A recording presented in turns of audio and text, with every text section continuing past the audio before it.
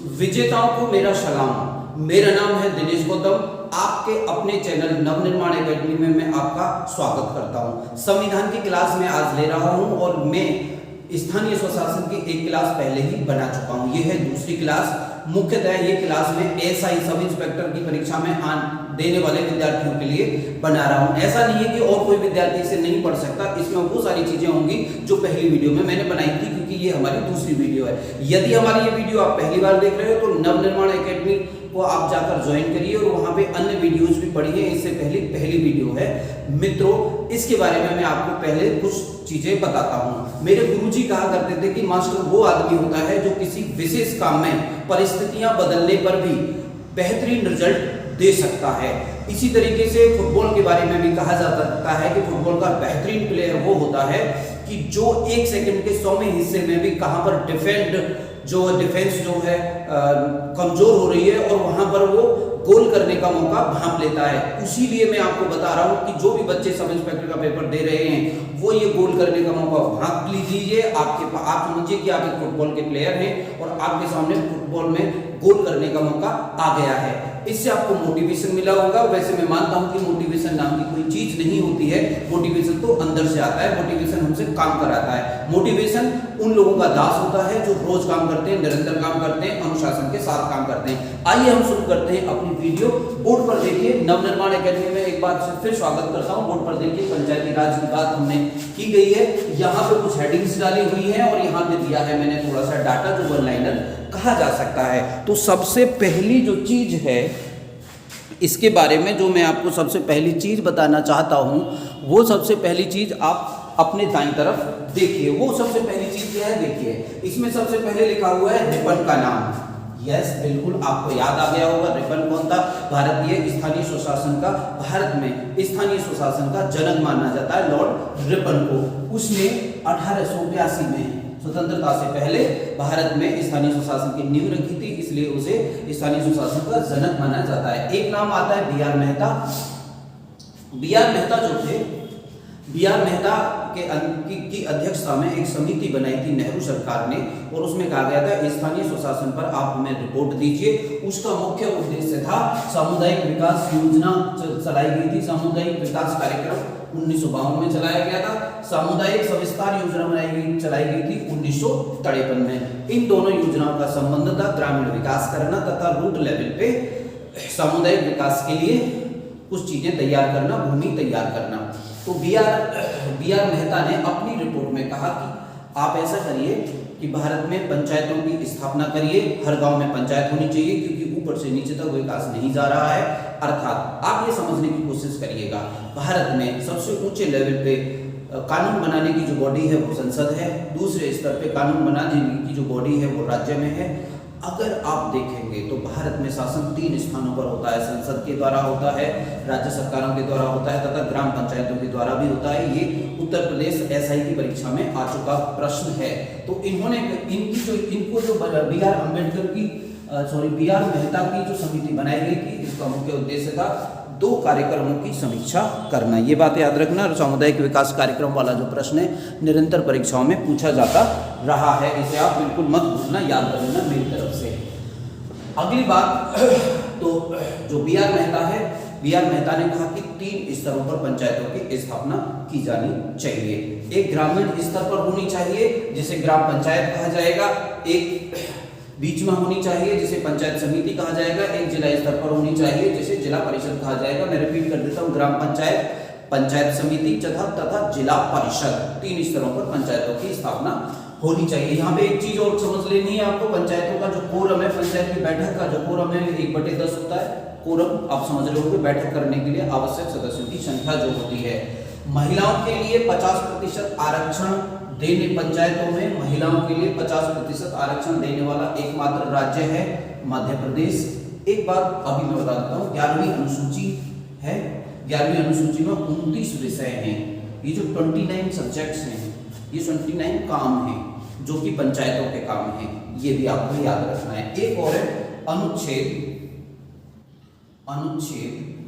110। पहले हम इंश्योर करते हैं, क्या ये दिखाई दे रहा है? लाल पेन से लिखा है हमने अनुच्छेद 110, बिल्कुल दिखाई दे रहा है।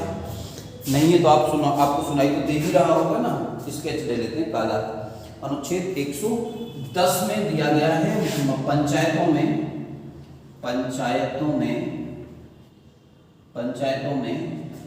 महिलाओं का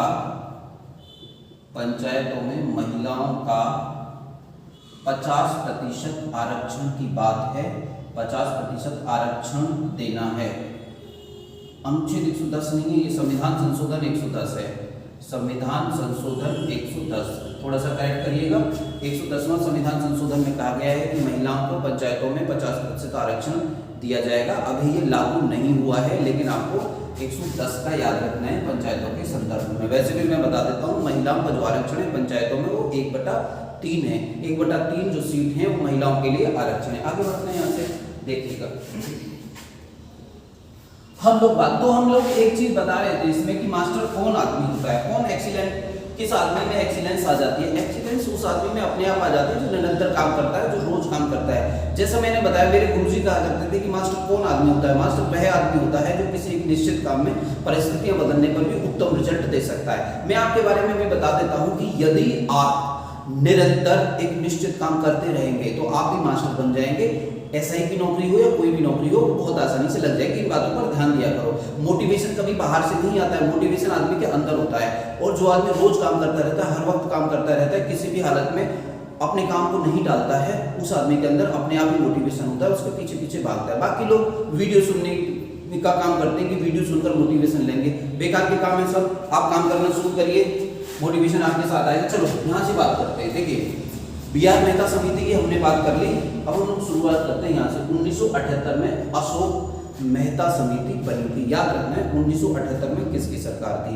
मोरारजी देसाई की सरकार थी। याद रखना है, पहली बार जनता पार्टी की सरकार बनी थी जिसमें मोरारजी देसाई प्रधानमंत्री बने थे।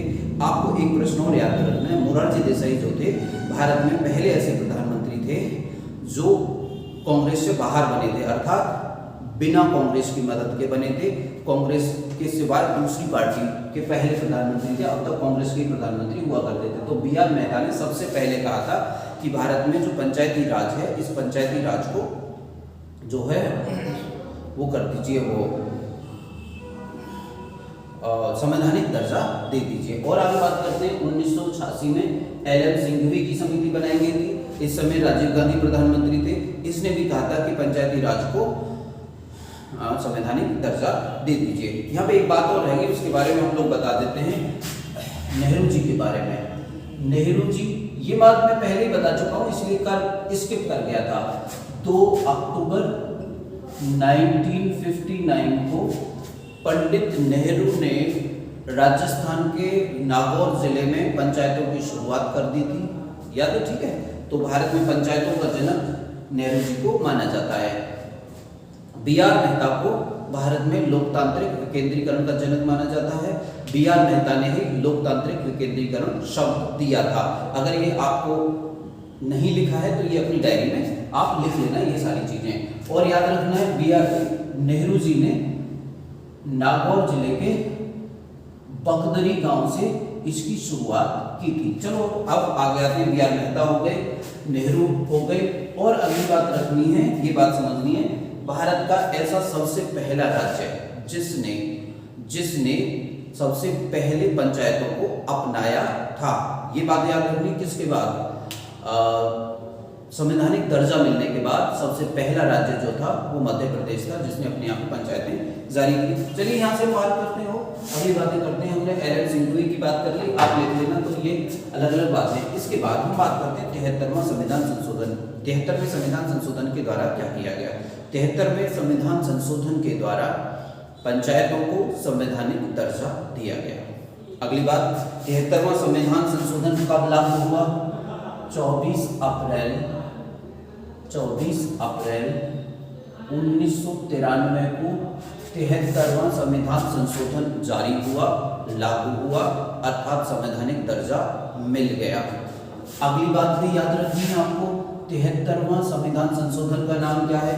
73वां संविधान संशोधन का नाम है 1973वां संविधान संशोधन 1992। कारण क्या है? 73वां संविधान संशोधन अधिनियम जो है सन 1992 में लाया गया था। और उसको सन 1992 में लाने के बाद वह पास हो गया। परंतु यह जारी जो हुआ, ये लागू जो हुआ, ये 24 अप्रैल 1993 को इसे लागू किया गया था। इसके बाद 24 अप्रैल 1993 में भारत में पंचायतों को संवैधानिक दर्जा मिल गया। इसका मतलब सभी गांवों में अब पंचायतें होंगी, ये अनिवार्य हो गया। अब ये संवैधानिक बात हो गई, अब इसे कोई टाल नहीं सकता था। इसका मतलब ये होगा। 73वें संविधान संशोधन ने, अब देखिए क्या है यहाँ पे लिखा हुआ है, 73वें संविधान संशोधन ने पंचायतों को संवैधानिक दर्जा दे दिया। ये बात मैंने बता दी, संवैधानिक दर्जा का क्या मतलब हुआ।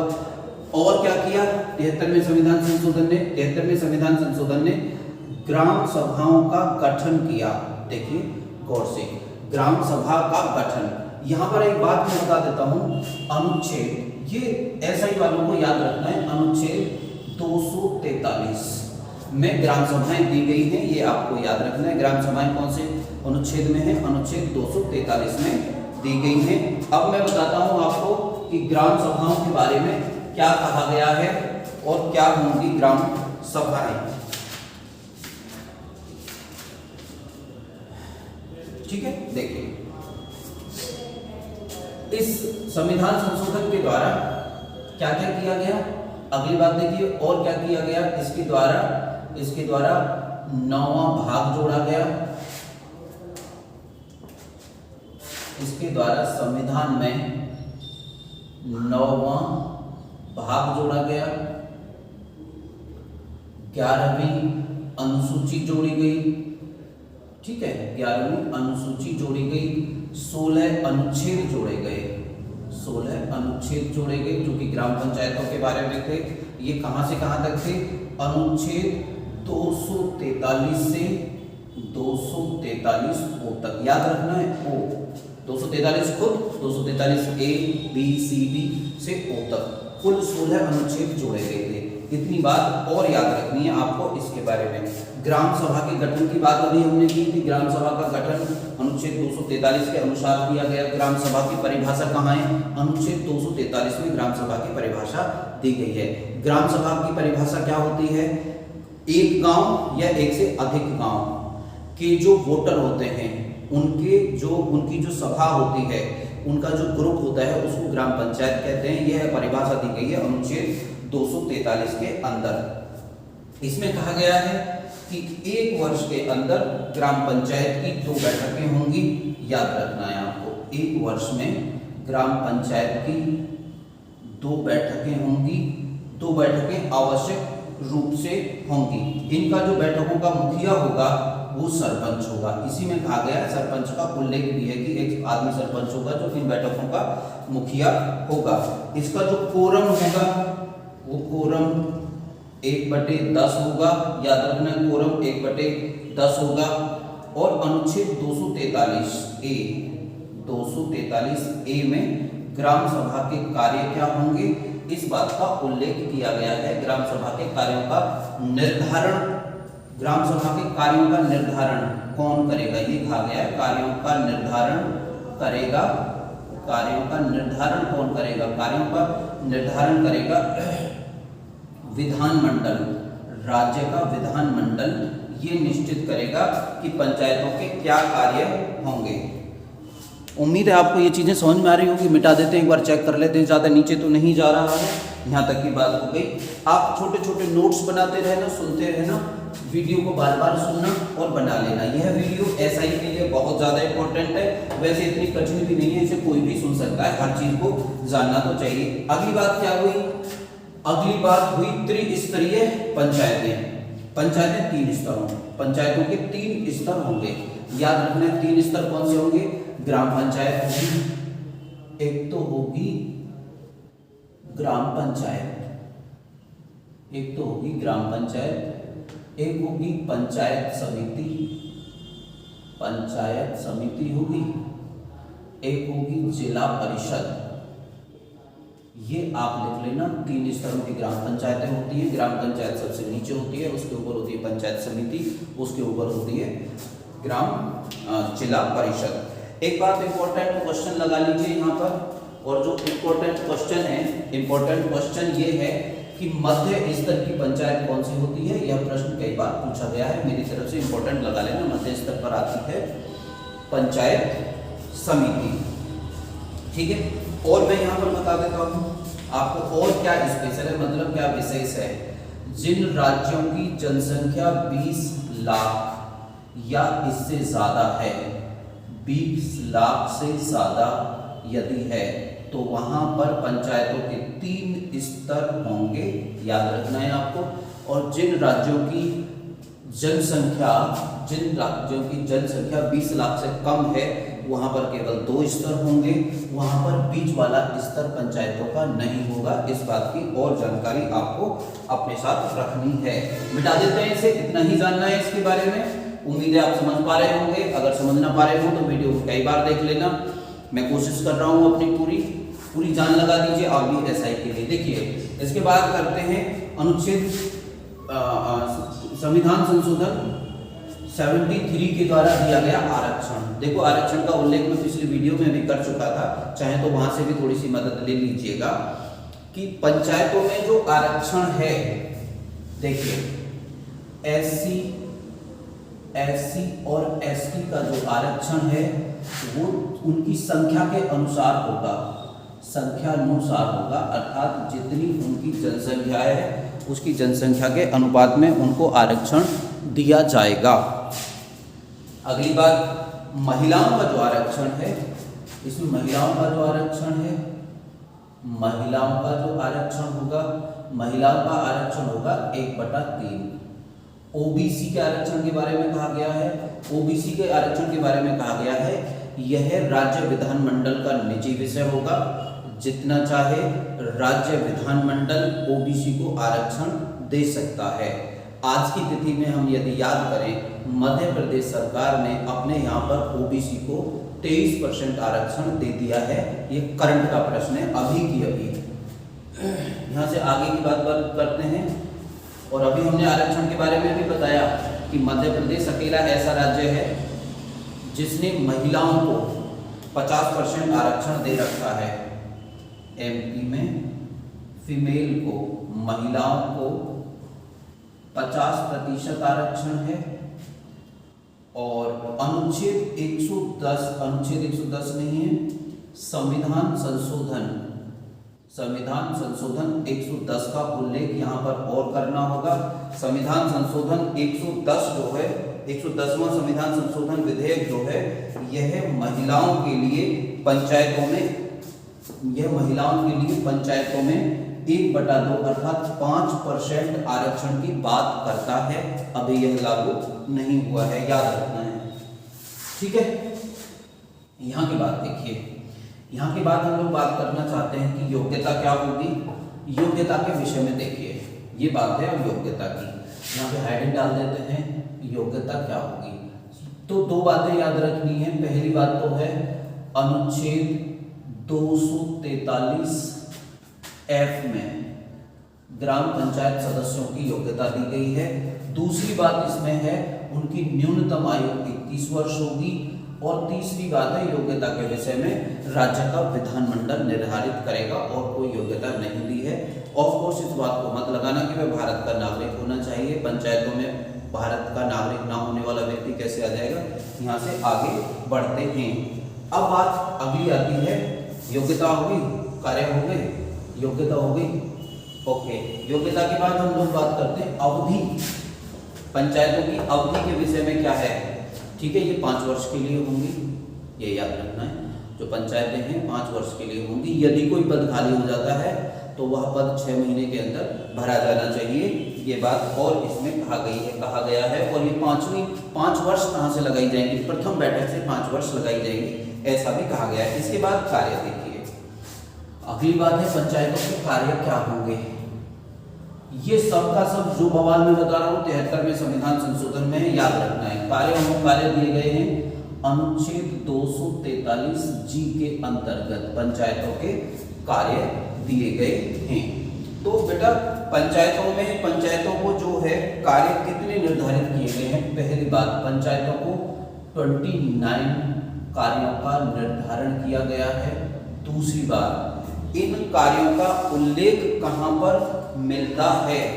इन 29 कार्यों का उल्लेख संविधान की 11वीं अनुसूची में 11वीं अनुसूची में इन कार्यों का उल्लेख है, ये भी याद रखना है। तो एक बात याद रख, अभी मैंने लिखवाया भी था 11वीं अनुसूची कौन से संविधान संशोधन के द्वारा जोड़ी गई, 73वां संविधान संशोधन के द्वारा।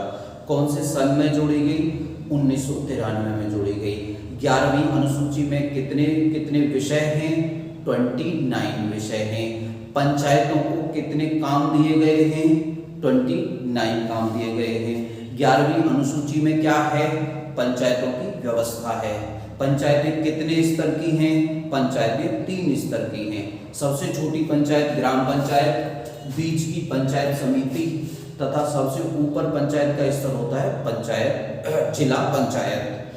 20 लाख जनसंख्या की एक नींव रखी गई है कि 20 लाख जो जनसंख्या, जिस राज्य में 20 लाख या उससे ज्यादा जनसंख्या होगी उसमें पंचायतों के 3 स्तर होंगे। जिस राज्य की जनसंख्या 20 लाख से कम होगी उस राज्य में पंचायतों के 2 स्तर होंगे।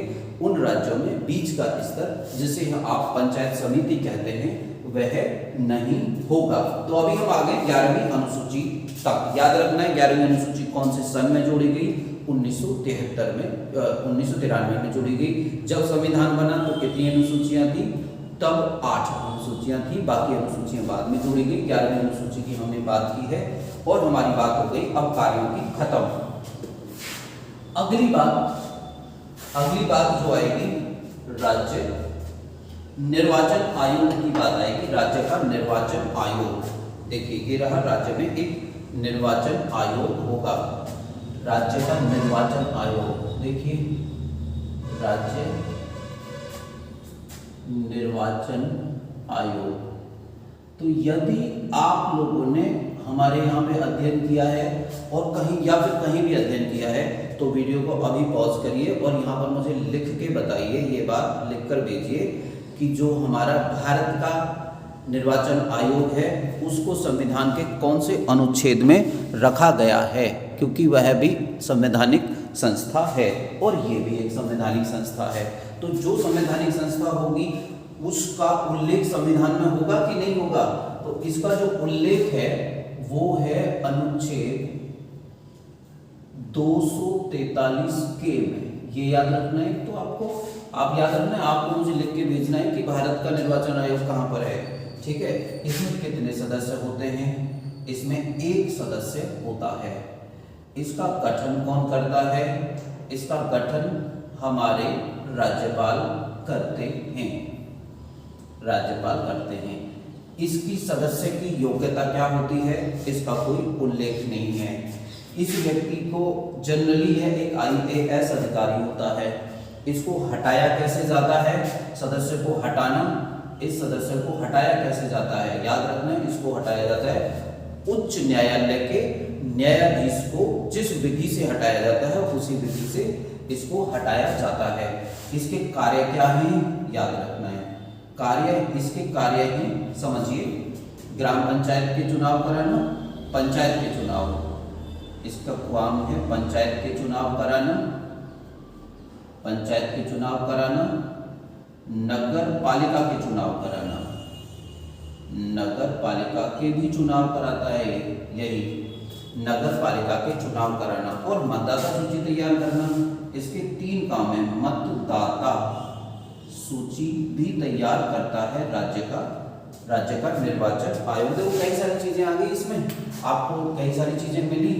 अब याद रखना है राज्य निर्वाचन आयोग का जो स्थापना है वह 73वें संविधान संशोधन के द्वारा ही की गई थी। याद रखिएगा, क्योंकि मैंने बताया उसके द्वारा 73वें संविधान संशोधन के द्वारा 16 अनुच्छेद जोड़े गए थे। उन 16 अनुच्छेद में 243 के भी था, क्योंकि 243 से 243 ओ तक जोड़े गए थे। याद रखना है, यहाँ तक ये बात खत्म हो गई।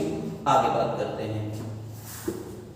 एक अंतिम चीज और जो यहाँ पर उल्लेखित नहीं है, आप इस लिस्ट में लिख लेना, राज्य का निर्वाचन आयोग, और यहाँ पर लिख लीजिए राज्य का वित्त आयोग। देखिए अब उन राज्य का वित्त आयोग क्या है, तो यहाँ पे हेडिंग डाल दें, राज्य का वित्त आयोग। एक तो केंद्र में भी वित्त आयोग होता है, उसके बारे में भी मुझे कौन से अनुच्छेद में है भारत का वित्त आयोग, ये मुझे लिखकर भेजिए। देखिए वित्त आयोग का जो उल्लेख है अनुच्छेद 243 में है। अब याद रखना है आपको, अनुच्छेद 243 73वें संविधान संशोधन का भाग नहीं है, यह 74वें संविधान संशोधन में, याद रखो। क्योंकि 73वें संविधान संशोधन के द्वारा जो 243 से 243 ओ तक जोड़े गए थे, उसके बाद में अगर कुछ भी जोड़ा गया होगा तो अलग से जोड़ा गया होगा, तो ये 74वां संविधान संशोधन के द्वारा जोड़ा गया, जिसे हम इस समय नहीं कर रहे हैं। आप इसके बारे में थोड़ा सा याद रखना। अगला बात, ठीक है, तो लिख लीजिए, ये मैं लिखवा देता हूँ, कब जोड़ा गया, 74वां संविधान संशोधन के द्वारा जोड़ा गया था इसे, ठीक है। इसका गठन कौन करेगा, इसका गठन भी राज्यपाल के ही द्वारा होगा। ये क्यों स्थापित किया गया था, क्योंकि इसका जो मुख्य उद्देश्य था, इसका मुख्य उद्देश्य था कि यह ग्राम पंचायतों को और नगर पालिकाओं को धन का इंतजाम करेगा। वो पैसा कहाँ से आएगा, वो पैसा राज्य की संचित निधि से आता है। अगर क्वेश्चन ये आता है, राज्य की संचित निधि से आता है वो पैसा, याद रखना है आपको ये भी। तो ये वीडियो खत्म हुई मित्रों, यहीं तक ये वीडियो थी। आपको कैसा लगा लिख के बताइएगा, कमेंट करिएगा। मेरी बातें कैसी लगी कमेंट करिएगा। सब इंस्पेक्टर वाले बच्चे इसमें स्पेशली मुझे लिखकर भेजना कौन कौन कमेंट कर रहे हैं, आगे कौन सा टॉपिक आप कराना चाहते हैं इसके बारे में सजेस्ट करना। हमारी वीडियोस को अपने मित्रों तक पहुंचाने के लिए शेयर अवश्य कर दें आप, और लाइक कर दें, और हमारे चैनल को सब्सक्राइब कर दें। अगर आपने पहले से ही सब्सक्राइब कर रखा है तो लाइक जरूर करें। चलिए, जय हिंद, धन्यवाद।